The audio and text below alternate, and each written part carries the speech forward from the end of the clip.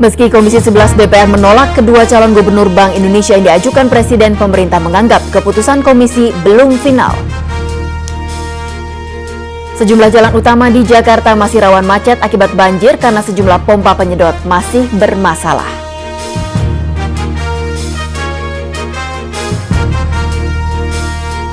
Halo pemirsa, selain kedua laporan tadi, kami akan sajikan laporan menarik dari berbagai daerah. Saya Chantal Della Conceta, inilah Seputar Indonesia.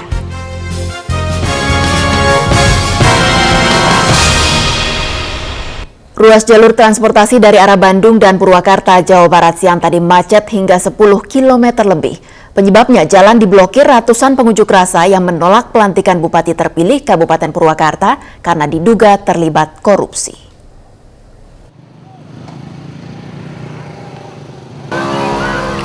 Ratusan orang yang menampakkan diri mereka Gerakan Moral Masyarakat Purwakarta atau GMPP memblokir jalan dan membakar ban bekas di ruas Jalan Raya Purwakarta, Bandung. Akibatnya lalu lintas kendaraan umum lumpuh total terhalang oleh aksi massa. Ruas jalur transportasi dari Bandung dan Purwakarta macet hingga 10 km lebih. Petugas gabungan dari Polda Jabar, Polres Purwakarta, Subang, dan Karawang menindak tegas para pengunjuk rasa dengan mengusir mereka. Aksi pengusiran ini sempat diwarnai kericuan dengan petugas. Massa akhirnya bergerak ke depan pintu gerbang tol Jatiluhur, Purwakarta. Kericuan kembali terjadi namun segera diredam oleh polisi. Aksi massa ini sebagai bentuk penolakan pelantikan calon Bupati Purwakarta. Massa meminta Gubernur Jawa Barat Dani Setiawan tidak melantik calon Bupati Deddy Mulyadi dan Wakil Bupati Dudung Supriyadi. Massa menuding calon Bupati terlibat korupsi dana jamuan sebesar 2 miliar rupiah dan dana bantuan bencana alam senilai 1,7 miliar rupiah. Sementara itu, Bupati terpilih Deddy Mulyadi membantah tuduhan para pengunjuk rasa dan menilai aksi ini dilakukan oleh pihak-pihak yang tidak puas atas terpilihnya ia sebagai bupati. Dari Purwakarta, Jawa Barat, Rudi Setiawan melaporkan. Pemerintah menganggap keputusan Komisi 11 DPR menolak dua calon gubernur Bank Indonesia yang diajukan Presiden belum final. Presiden Yudhoyono baru akan mengajukan calon lainnya setelah rapat paripurna DPR mengesahkan keputusan itu. Siapa pemimpin baru Bank Indonesia yang akan menggantikan Burhanuddin Abdullah Mei mendatang menjadi misteri. Melalui voting Rabu malam, Komisi 11 DPR menolak dua calon yang diajukan Presiden Yudhoyono, Agus Martowardoyo dan Raden Pardede. Keputusan ini dibahas Presiden Yudhoyono yang sedang berada di Senegal, Afrika melalui telepon dengan Wakil Presiden Yusuf Kala Kamis pagi. Keputusan ini dianggap belum final. Dalam DPR, keputusan akhir itu ada di paripurna, bukan di komisi. Jadi segala sesuatu tentu memungkinkan, tergantung internal DPR sendiri. Kita pemerintah tidak mencampuri cara DPR mengambil keputusan, tapi keputusan yang final itu ada di paripurna. Kita menunggu saja pada waktunya. Jika rapat paripurna menyetujui penolakan ini, maka pemerintah hanya punya waktu 2 minggu untuk mencalonkan nama baru. Kira-kira siapa lagi yang akan dicalonkan Presiden? Tidak diharuskan harus orang dalam atau orang luar. Dalam pengalamannya selama ini, sekian banyak gubernur Bank Indonesia, ada dari dalam, ada juga dari luar. Sebanding jumlahnya dari dalam dan dari luar. Jadi tidak menjadi suatu persyaratan utama. Bahwa itu DPR, teman-teman DPR mempunyai pertimbangan itu tentu boleh-boleh saja. Tapi yang dipilihkan oleh yang terbaik. Kepentingan politik bisa saja bermain dalam pemilihan Gubernur Bank Indonesia. Namun sebenarnya siapapun pemegang jabatan penting ini harus benar-benar memahami moneter dan tugas Bank Indonesia, menjaga kestabilan rupiah. Jika calon yang baru kembali ditolak DPR, maka Presiden tidak memiliki pilihan lain selain melantik kembali Burhanuddin Abdullah yang kini berstatus tersangka kasus aliran dana BI. Marcelina Ika dan Ferry Insan melaporkan. Perhatian Presiden Susilo Bambang Yudhoyono saat ini memang sedang tertuju pada masalah internasional. Presiden kini berada di Senegal untuk mengikuti pertemuan tingkat tinggi Organisasi Konferensi Islam OKI. Presiden Yudhoyono tiba di ibu kota Senegal, Dakar, pagi tadi bersama sejumlah pimpinan negara anggota OKI lainnya. Di antara sejumlah isu yang akan dibahas dalam pertemuan OKI tahun ini, masalah kerjasama ekonomi antar negara berpenduduk Islam akan mendapat perhatian khusus. Namun seperti Forum Kerjasama Internasional lainnya, para kritikus menilai pertemuan Oki seperti ini belum teruji manfaat realnya bagi masyarakat. Kita kembali ke tanah air. Melambungnya harga minyak goreng kini membuat masyarakat melakukan penghematan atau beralih ke minyak goreng kemasan yang harganya relatif lebih murah. Penjualan minyak goreng curah pun merosot hingga 60%.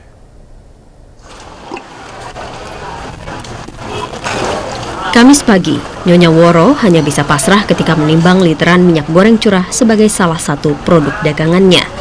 Tidak ada lagi yang bisa diharapkan Nyonya Woro dari penjualan minyak goreng curah di toko sembakonya di Pasar Kopro Tanjung Duren, Jakarta Barat.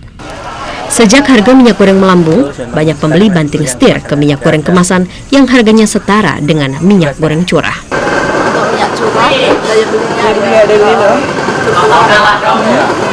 daya belinya berapa jauh, Bu? Jauh, lebih dari 50%. Hal senada juga dialami Midi. Pedagang Pasar Blok A Jakarta Selatan ini hanya berani menyediakan stok minyak goreng curah maksimal 10 liter. Selain karena harganya mahal, Midi menduga banyak masyarakat menghemat mengkonsumsi minyak goreng. Juga kagak, karena memang dia cara memakai pun mungkin diirit, saat ini diirit. Jadi betul-betul masyarakat itu sekarang itu ngirit sekali dengan keadaan sekarang itu, khusus untuk minyak goreng dan lain-lain seperti telur dan lainnya, ini sudah semua itu mengalami kenaikan. Harga minyak goreng curah terus melambung sejak pekan lalu, mulai dari Rp10.000 hingga mencapai Rp14.000 per liternya. Untuk membantu masyarakat miskin akibat melambungnya harga minyak goreng, pemerintah menganggarkan Rp500 miliar untuk menggelar pasar murah minyak goreng bersubsidi. Besaran subsidi yang diberikan untuk per kilogramnya sebesar Rp2.500. Masyarakat miskin bisa mendapatkan minyak goreng bersubsidi ini maksimal 2 kg per kepala keluarga per bulan. Windy Indriani dan Norman Fajar melaporkan. Situasi di Rutan Tanjung Gusta Medan tegang, sejumlah aparat kepolisian diserang narapidana. Seputar Indonesia segera kembali.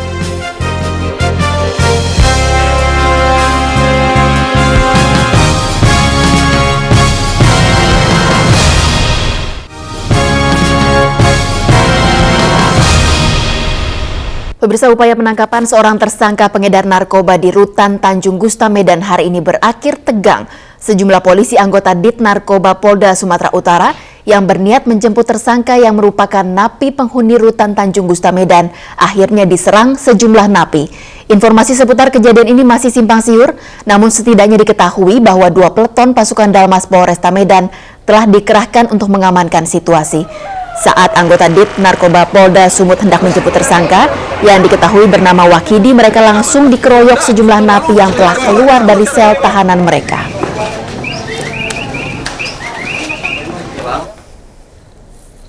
Koresponden RCTI di Medan, Saiful Anwar, mengikuti perkembangan terkini di sana. Saiful, apakah situasi di Rutan Tanjung Gusta Medan saat ini masih tegang? Ya, Sental dapat kami laporkan bahwa sampai sore ini suasana sudah dapat terkendali. Pihak Serse Narkoba Polda Sumatera Utara sedang bernegosiasi untuk segera membawa Wakidi keluar dari dalam rutan. Sementara itu di luar rutan, di samping masyarakat yang berduri-duri menyaksikan kegiatan ini juga dijaga secara ketat oleh aparat sabara dari Poltabes Medan. Ya. Awalnya memang sangat sederhana bahwa pihak Serse Narkoba akan menjemput Wakidi yang diakui oleh tersangka penjual narkoba bernama Ricky menerima barang berupa ekstasi yang saat ini sudah menjadi barang bukti sebanyak 25 butir. Namun ketika sampai di dalam ternyata beberapa petugas itu dilempari oleh para napi yang tiba-tiba bisa keluar dari sel masing-masing. Demikian, Satal. Kenapa tiba-tiba mereka bisa keluar? Ada keanehan di sini. Apa sudah ada informasi mengenai hal itu? Ya, itu belum dapat kita konfirmasi. Pihak kepolisian sendiri mengaku beberapa yang sempat keluar dan kita tanya tadi, mereka juga merasa heran kenapa tiba-tiba suasana begitu tenang, tiba-tiba bisa ada para napi bisa keluar dari sel masing-masing dan melempari petugas. Demikian, Santal. Tindakan aparat apa, Saiful? Ya, saat ini petugas sedang bernegosiasi dengan pihak rutan selaku penguasa tunggal di Rutan Tanjung Gusta untuk bisa segera membawa Wakidi dan memeriksa sesuai dengan sangkaan yang saat ini dipegang oleh Serse Narkoba Polda Sumatera Utara. Baik. Baik Saiful, terima kasih banyak pemirsa. Koresponden RCTI Saiful Anwar melaporkan langsung dari Rutan Tanjung Gusta Medan melalui sambungan telepon. Kita beralih ke informasi lainnya. Pemirsa, ratusan pasien Rumah Sakit Dr. M. Yunus Bengkulu hari ini terlantar. Para dokter rumah sakit ini berunjuk rasa memprotes kebijakan Pemprov Bengkulu memindahkan seorang dokter spesialis kandungan. Pemprov menganggap rumah sakit ini cukup dilayani satu dokter spesialis kandungan. Ratusan pasien, terutama pasien rawat jalan Rumah Sakit Dr. M. Yunus Bengkulu bingung. Sudah berjam-jam mereka menunggu, namun tidak satupun dokter yang melayani mereka Kamis siang. Terlantar, Pak. Dari jam 8 tadi. Dari jam 8 tadi. Jadi belum ada pelayanan sama sekali. Belum ada pelayanan sama sekali. Para dokter rumah sakit ini ternyata tengah berunjuk rasa di depan rumah sakit. Mereka memprotes kebijakan Pemprov Bengkulu memindahkan salah satu dokter spesialis kandungan, Dr. Yudo Daruno, ke Balai Pelatihan Kesehatan Bengkulu. Kita cuma 2 lagi dokter spesialis di rumah sakit. Kalau Yudo sudah kembali ke Bapolkes, siapa yang kemenangan? Masyarakat yang perlu, yakin-yakin yang perlu pertolongan. Namun Kadinas Kesehatan Provinsi Bengkulu Bambang Suseno menegaskan pemindahan ini adalah mutasi biasa. Ia yakin pelayanan pasien di rumah sakit ini tidak terganggu, meskipun hanya dilayani satu dokter spesialis kandungan. Dari Bengkulu, Mirzan Hidayat melaporkan. Anggota KPU Pusat terpilih Syamsul Bahri yang didakwa terlibat korupsi hari ini divonis bebas. Seputar Indonesia segera kembali.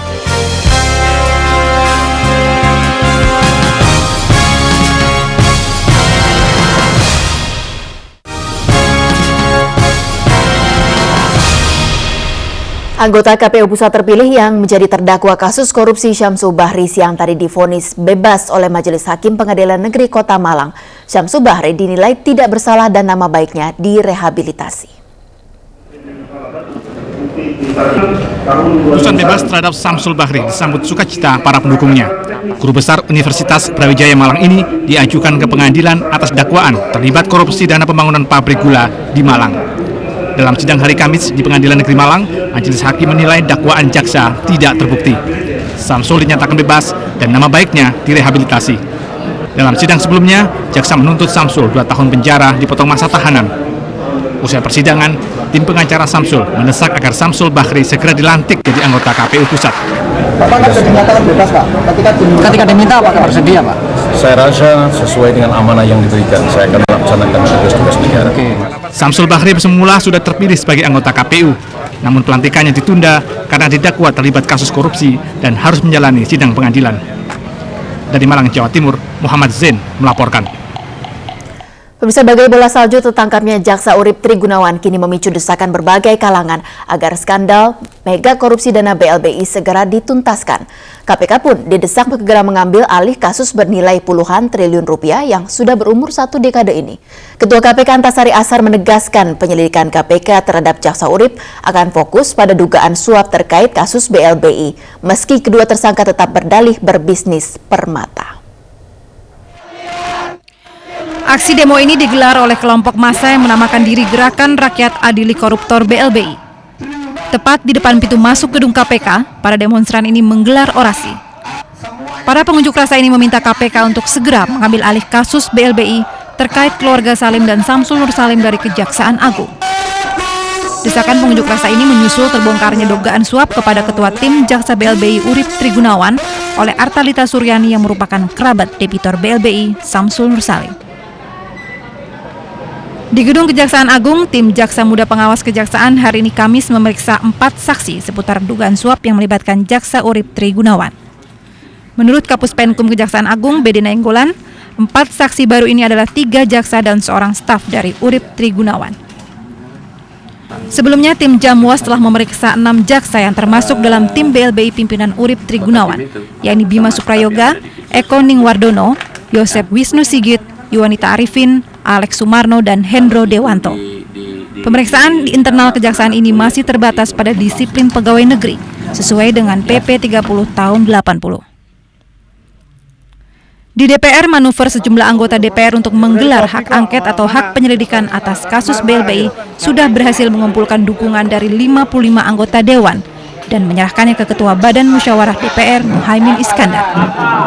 Dari ke-55 anggota Dewan yang mendukung hak angket, 1 orang dari fraksi PDIP dan 5 orang dari fraksi Golkar. Tim Liputan RCTI melaporkan. Banjir akibat meluapnya Sungai Bengawan Solo di Lamongan, Jawa Timur semakin meluas. Ikuti laporannya di Seputar Indonesia sesaat lagi.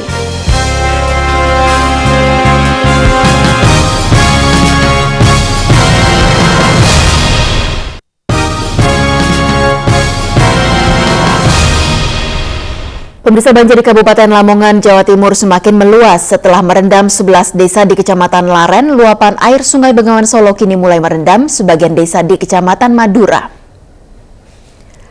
Desa Gedangan di Kecamatan Madura adalah salah satu desa terparah karena desa ini berada di dataran rendah dan bersebelahan dengan areal persawahan.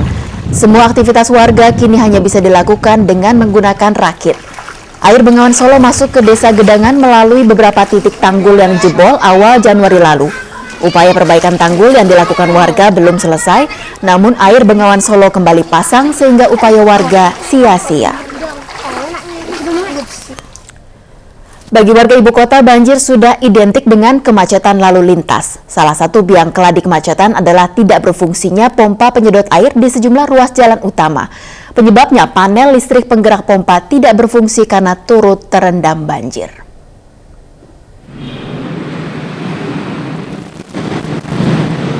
Arus lalu lintas yang melintasi terowongan Gandaria, Jakarta Selatan hari Kamis sudah mulai kembali normal setelah Rabu malam terendam banjir 1,5 meter. Terowongan Gandaria sebenarnya mempunyai 2 pompa penyedot dan bak penampung air di kedalaman 7 meter di bawah permukaan tanah. Namun, saat hujan lebat Rabu malam lalu, panel listrik pengendali pompa yang berada dalam rumah genset tidak berfungsi karena terendam air. Sehingga panel yang ada di dalam ruangan ini yang fungsinya sebagai pengendali pompa di dasar underpass tidak bisa kita fungsikan, karena kalau kita fungsikan nanti kan akan membahayakan listrik ya. Selain terowongan Gandaria, ada 2 terowongan yang rawan terendam air bila hujan besar mengguyur ibu kota, yaitu terowongan Senen Jakarta Pusat dan terowongan Angkasa Kemayoran. Dinas PU DKI sendiri berkilah, mereka belum sepenuhnya bertanggung jawab atas infrastruktur di terowongan Gandaria. Pasalnya, sejak diuji cobakan pemakaiannya November tahun lalu, terowongan ini belum secara resmi diserah terimakan kepada Dinas PU dan masih dikelola kontraktor hingga serah terima resmi Juni nanti. Lalu apa solusinya sebelum itu? Dinas PU hanya berjanji segera meninggikan tanggul di sekeliling rumah genset. Sebelum itu, warga DKI ada baiknya menghindari kawasan terowongan Gandaria dikala hujan datang mengguyur. Akbari Majid dan Suryadi melaporkan. Pemirsa, bagi Anda di Jakarta, guyuran hujan yang mengguyur sebagian wilayah ibu kota sejak sore tadi berpotensi membuat kemacetan parah di sejumlah ruas jalan. Di kawasan Semanggi misalnya, seperti Anda saksikan saat ini adalah situasi arus lalu lintas di kawasan Semanggi, Jakarta. Kita bisa lihat dari kedua jalur, dari arah yang ke Grogol maupun ke Cawang sangat padat, namun yang ke arah Cawang terlihat lebih padat. Bagi Anda yang berniat melalui kedua jalur ini, mungkin bisa memilih jalur alternatif lainnya karena menimbang saat ini adalah jam-jam yang termasuk padat karena banyak warga yang baru pulang dari kantor. Pemirsa, hingga di sini Seputar Indonesia 13 Maret 2008. Terima kasih atas perhatian Anda. Saya Chantal Della Conceta. Sampai jumpa.